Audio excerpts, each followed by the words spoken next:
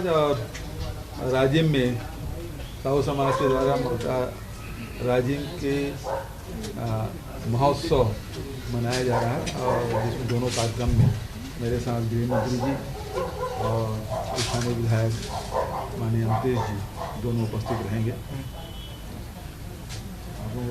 अमित शाह आज भारतीय जनता पार्टी जहाँ जहाँ जिन जिन सीटों में चुनाव हारे हैं उनको पहले फोकस कर रहे हैं और उसी तहत आ रहे हैं। ये मीडिया के माध्यम से जानकारी मिली है 75 और ये सर बीजेपी के प्रदेश अध्यक्ष ने कहा है प्रोटोकॉल के हिसाब से तो मैं जाऊंगा ही, गृह मंत्री जी हैं तो शाम अभी रविंद्र चौबे जी जाएंगे 2 बजे और शाम को त्याग करने, क्योंकि सब मैं शाम को आ जाऊँगा उसमें खुद जाऊँगा। बीजेपी के पूरे अब जो जानकारी मैं पहले ही कहा कि वो लोकसभा की तैयारी के हिसाब से वो आ रहे हैं, विधानसभा के हिसाब से तो नहीं दिखाई दे रहा है। भारतीय जनता पार्टी और दूसरे उनके आनुषंगिक संगठन जरूर प्रदेश के हिसाब से उन्होंने फोकस किया है और उन्होंने 2 मुद्दे जो उनके बहुत प्रिय मुद्दे हैं, धर्मांतरण और सांप्रदायिकता, उसी को लेके चल रहे हैं और उसकी उनमें मास्टरी है। लेकिन हमारी जो पार्टी है वो विभिन्न वर्ग के लोगों के जीवन स्तर कैसे ऊपर उठे, उसे कैसे अधिकार संपन्न बनाया जाए, इस पे हमारा फोकस रहता है। और इन 4 सालों में हम लोगों ने वही किया कि छत्तीसगढ़ के लोगों के आमदनी में वृद्धि कैसे हो, चाहे किसान हो, मजदूर हो, लघु उपसंग्राहक हो, आदिवासी हो, सभी वर्गों के आय में वृद्धि हो, और इसमें हमने फोकस किया और हमको सफलता मिली है। दूसरा ये है कि शिक्षा है, स्वास्थ्य है, इस पे हमने फोकस किया है। और चौथा है वो संस्कृति, और छत्तीसगढ़ की संस्कृति को लेकर जो प्राचीन हमारी जो संस्कृति है उसको हम लोगों ने न केवल बढ़ाने का काम किया है और उसे और दुनिया के मानचित्र में लाने की कोशिश हमारी रही है। सर राज्यपाल, सर ऐसा लगता है कि क्या आप लोगों की तरफ से जो निर्देश दिया जा रहा है वो नहीं हो रहा, अब राज्यपाल जाएंगे तो निर्देश देंगे तो काम हो जाएगा?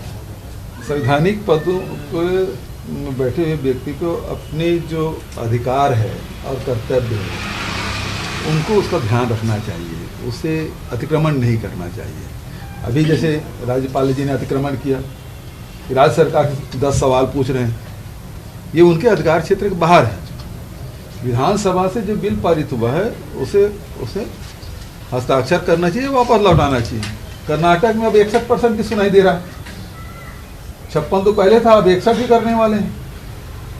वहां राज्यपाल दस्तखत कर रहे हैं, यहाँ राज्यपाल राजनीति कर रही है, राजभवन के माध्यम से राजनीति कर रहे हैं। अब दौरा करेंगे, समस्या का निदान करेंगे, मतलब ये मंत्रिमंडल है उनके सलाहकार के रूप में। यदि कोई आपके पास शिकायतें आती है, कोई जानकारी आती है तो उसे आप सरकार को सौंप दें, सरकार से जानकारी लें, ये उनका कार्य है। वो फील्ड में जाके सीधा काम नहीं करेंगे, उसके लिए उसको मनोनीत किया गया है, यहाँ निर्वाचित नहीं है।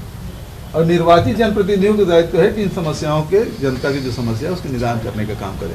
कार्यपालिका अलग है, विधायिका अलग है, न्यायपालिका कार्य बटा हुआ है, संविधान के दायरे में रह के सबको काम करना है। तो ये राष्ट्रपति के प्रतिनिधि के रूप में यहाँ है और उनका फील्ड में सीधा ये काम नहीं हुआ, वो काम नहीं हुआ, ये करने का नहीं है। यदि आपके पास कोई जानकारी आती है जरूर उसके बारे में जानकारी लें राज्य सरकार से। माइनिंग ब्लॉक में पिछले 1 साल देखिए, जो राज्य की संपदा है उसमें आम जनता का अधिकार है।